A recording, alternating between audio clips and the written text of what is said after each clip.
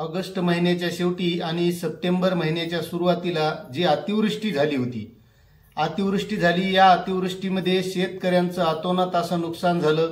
शेतामधून पाणी वाहून गेलं, पिकं नेस्तनाबूत झाली, जमिनीवर झोपल्या गेली आणि मित्रांनो त्याबद्दलची आता 25% अग्रिम रक्कम ही आता जिल्हा अधिकाऱ्यांच्या माध्यमातून जाहीर करण्यात आलेली आहे।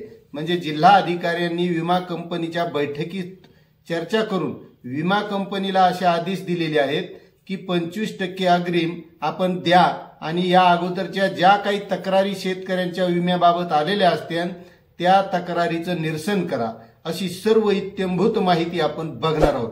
तत्पूर्वी मित्रांनो मी रामेश्वर नवटके आपलं वेणुगंगा टेक या YouTube चॅनलमध्ये स्वागत करत आहे। मित्रांनो तुम्ही जर आपल्या चॅनलवर नवीन असाल तर कृपया चॅनलला सबस्क्राइब करून घ्या, कारण आपण या चॅनलच्या माध्यमातून सौर पंप योजना असेल, पीक विमा योजना असेल, जे काही शासनाचे नवनवीन JR असतील अशी इत्यंभूत माहिती आणण्याचा प्रयत्न करत असतो। तर चला मित्रांनो व्हिडिओला सुरुवात करूया।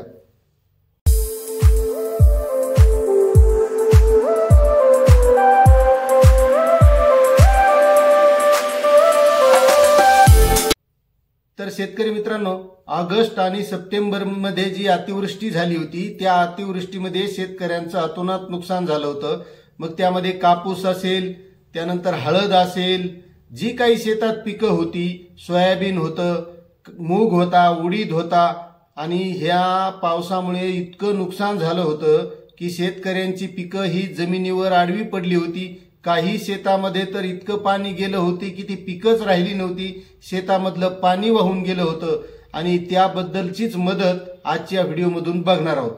आता मित्रांनो ही नुकसान झाली होती नांदेड जिल्ह्यामध्ये। नांदेड जिल्ह्यामधील जवळपास सर्वच तालुक्यामध्ये शेतकऱ्यांचं नुकसान झालं होतं आणि त्यानंतर त्यासाठी पंचनामे करण्यात आले।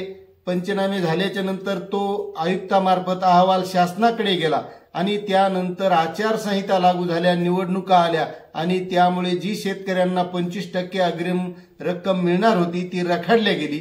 मात्र आता निवडणुका झाल्या, निकालही लागले आणि सरकारही स्थापन झालं।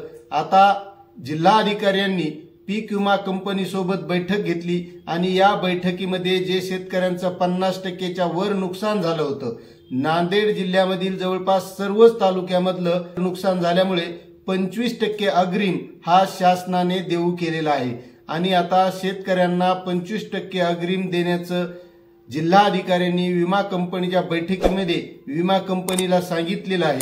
आणि त्या अगोदरचे जे काही शेतकऱ्यांचे पीक विम्यासंदर्भातील प्रश्न असतील, शेतकऱ्यांनी जे काही अडचणी मांडलेल्या असतील किंवा काही शेतकऱ्यांचा पीक विमा अद्यापही मिळालेला नसेल, तो सुद्धा निपटारा करण्याचे आदेश हे जिल्हा अधिकाऱ्यांनी पीक विमा कंपनीच्या बैठकीमध्ये दिलेले आहेत। त्यामुळे नांदेड जिल्ह्यातील शेतकऱ्यांसाठी ही आनंदाची बातमी आहे की आता शेतकऱ्यांना 25% अग्रिम विमा हा मिळणार आहे। आता शेतकरी मित्रांनो आपल्याला हा पीक विमा मिळाला का नाही मिळाला, आपलं नुकसान झालं होतं आणि काय झालं होतं याबद्दल नक्कीच कमेंट करायला विसरू नका। अशी ही माहिती होती। आपल्याला माहिती कशी वाटली नक्कीच कमेंट करून कळवा आणि चॅनलवर नवीन असाल तर सबस्क्राइब करायला विसरू नका। भेटूया अशात नवीन माहितीसह नवीन व्हिडिओमध्ये। धन्यवाद।